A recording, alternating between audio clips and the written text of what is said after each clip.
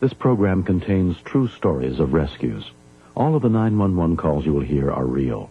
Whenever possible, the actual people involved have helped us reconstruct the events as they happened.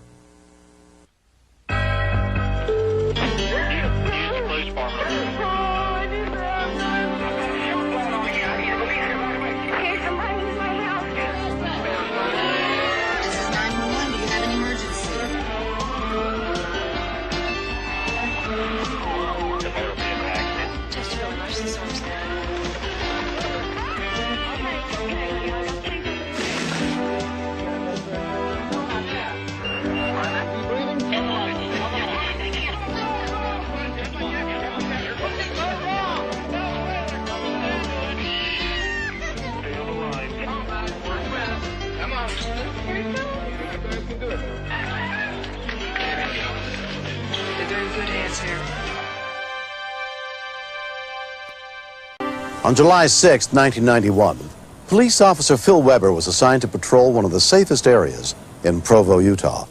Around 5:30 p.m., he and a deputy from the Sheriff's Department, Mike Morgan, were working together on a routine investigation.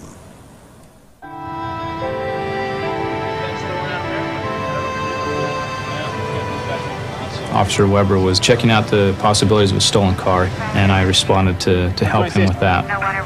126 copy. Okay, they say it's not stolen. Okay, appreciate it. When you work closely with a police officer, you gain a real friendship, and there's a brotherhood there.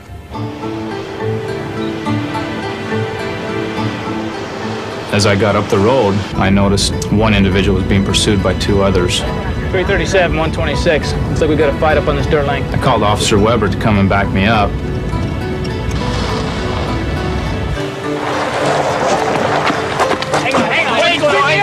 Hang on. Back off, Danny! Get out of here! Shut up! Back off now! Back off! Hey, you, come here! The one saw me and took off running back down this dirt lane. I didn't pay attention to him at that time. I had the two others who now were very verbal with each other. Back up! Now back off! Now you, back to the fence right now! I got in between them and physically separated the two of them. Back to the fence. Okay, settle down and tell me what's going on. What started all this? Troy did. Whoa! Okay. Officer Weber responded, and he took charge of the one individual. Hey, what's going on? Look, nothing's happened here, man. What's going on? Now, we can do it two ways. You're intoxicated. He was very belligerent. He was intoxicated, and I was preparing to make an arrest. We can talk. Look, officer, we haven't done anything wrong here. Okay. He just started pushing me, and we got in an argument, and he was hitting me in the face. Okay. He was punching me in the face. Okay, stay here. Mike! I got gun down there. I looked down the lane, and I saw the individual who had run from us now walking up the lane with the rifle in his hand. What's going on here? Both of you, get out! Get out! Both of you. 337, T8 1033. 10-4 unit for 1033, Boat Harbor Drive. Provo Police and Fire Dispatchers Susan Lester and Linda Hargaden were on duty that day. 1033 is officer needs assistance now. I'm thinking there's something wrong. There's something big time happening because Phil wouldn't call for 1033 if Phil wasn't in real danger. Drop the gun! He didn't appear to have any fear of what he was walking into. Stop where you're at and drop the gun! Drop the gun now!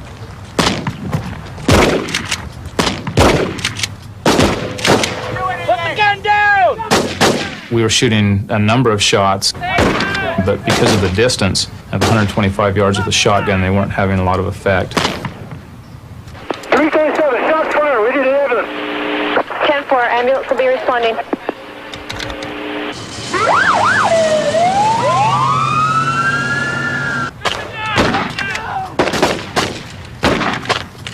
Drop the gun now! 337, have the ambulance stop at the end of the houses. Don't have the ambulance come in. We still have him up with the gun. 10-4, will advise. Our paramedics and our firemen are not allowed to go into a scene unless it's secured. That's because they go into that scene unarmed, and it's not fair to put their lives in jeopardy. Drop the gun! Put it down! When I heard that Phil was shot, I couldn't believe it. And then, remembering back to the night before when I called him on the air and told him he'd just become a grandfather again, I kept thinking, this isn't fair. Phil once told me on a ride-along, if he ever called for help, he would ask me if they were coming with lights and siren. And so when he called for help, he asked me, are they coming lights and siren? I said, yeah. The whole world's coming as fast as they can.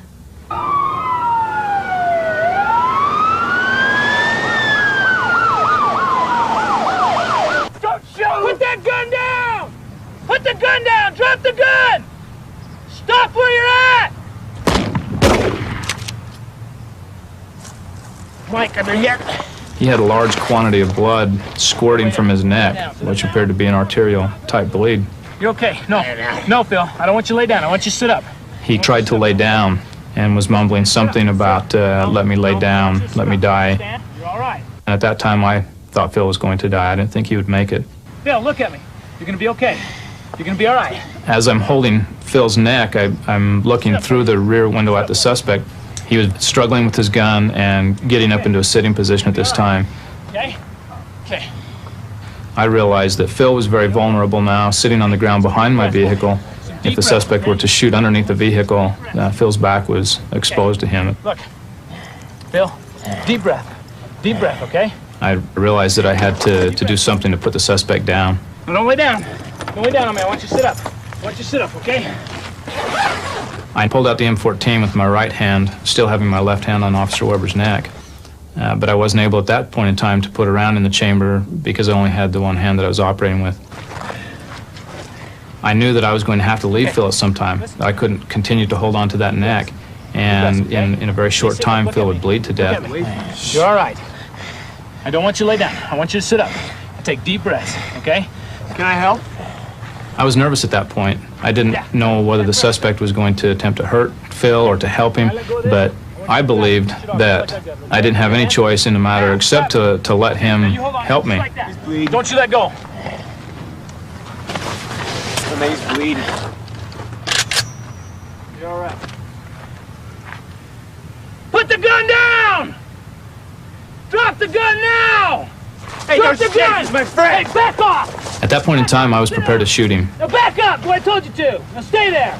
I realized this was the most dangerous situation I could be in. I now had a suspect fighting me from the rear. I had a suspect in the front of me trying to shoot me, and I had to try to divide my attention between the two of them.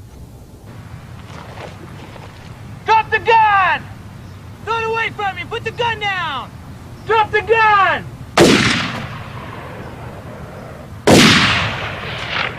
I've never shot anybody before.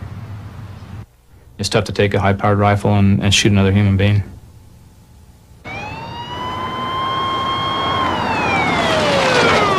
Park Ranger Mike Forshee and his partner had heard the report of an officer's shot on their radio. When I ran up to the scene, first thing I said was, what the heck have you guys got yourself into? I don't know, this guy down here, he just came walking down the lane and started firing. I just opened fire on us. I don't know what's happening. Okay. I knew that an ambulance wouldn't come into the scene until the scene was secured. And that was a definite concern, was to get them there as quickly as possible. We need to go down here and get the gun away from this guy, okay? Okay. Noting the condition that Phil was in when I came up, I thought he could die. What kind of gun is it? Okay, it's a rifle. Officer Forshee and I went down the lane, leaving our position of cover, but I felt like we had no other choice to get down there and to get the gun away from him. Okay, Mike, I'll get the gun. Okay. You cover him. Keep your hand away from the gun. Send the ambulance in. 10-4. Once the scene was secured, Provo fire rescue units, including EMT Mike Ferris, moved in to treat the victims. I could see that the officer was Phil Weber and that his injuries were to his neck and also to his hand. When you lose the amount of blood that Phil lost, you can bleed out and die immediately. Phil, can you move your legs? Here we go. Move your legs. Okay, we're going to slide the board out. Okay. I've seen a number of people just prior to their dying, and the look that they've got in their eyes was exactly what Phil had in his eyes. When I advised my dispatch, I told them that he was critical and possibly even fatal.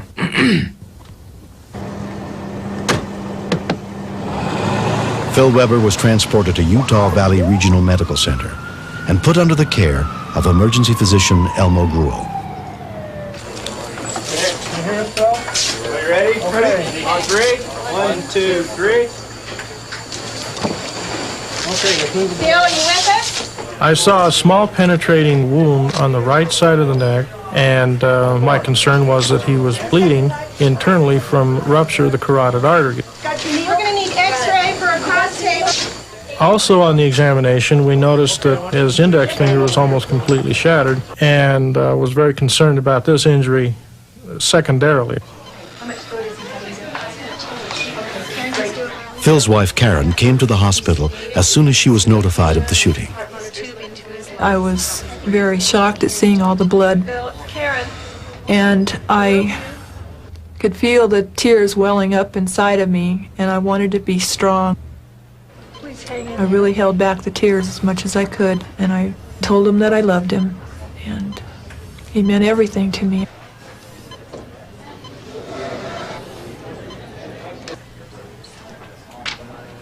It became apparent that there was not an interruption or a laceration of the carotid artery. So it was elected at this point that the piece of shrapnel should be left alone, because our concern was that we would create more injury trying to remove the piece of shrapnel than we would benefit from if we did. Literally, if the bullet had been 1/2 inch closer to the artery, I don't think Phil would have made it. He would have died before getting to the hospital. Despite attempts to save Phil's shattered index finger, 6 months later, it was amputated. Your trigger finger is pretty much your life. If you don't have a trigger finger, you're not a cop. So this was a real traumatic blow to Phil. That bothered me, as it would anybody, I suppose, that you're going to lose part of your body. I didn't know how that was going to affect my job. I didn't know if I'd be able to keep my job. But given all the alternatives, I have nothing to complain about. I'm extremely lucky. Many times I look at him and think I'm so thankful that he's still with me. Don't hit anybody with it. What's that? It's a jinx. Phil's a very lucky guy, and I'm lucky too to have him with me. That we have this time to spend together that could have been shut off. The man who shot Officer Weber was found guilty of attempted murder and sentenced to 15 years in prison. I would like to think I'm back to being the Phil Weber I used to be. He's really not the same old Phil. He's better.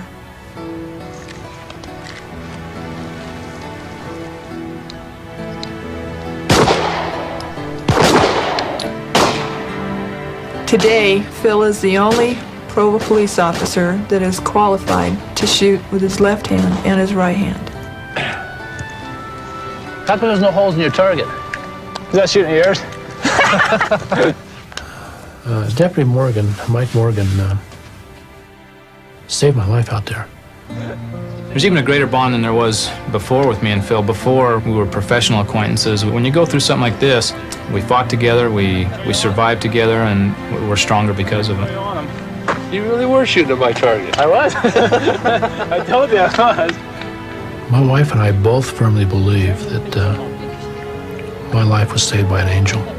That took the form of first aid administered by Deputy Morgan, by medical personnel and other officers, and hospital personnel.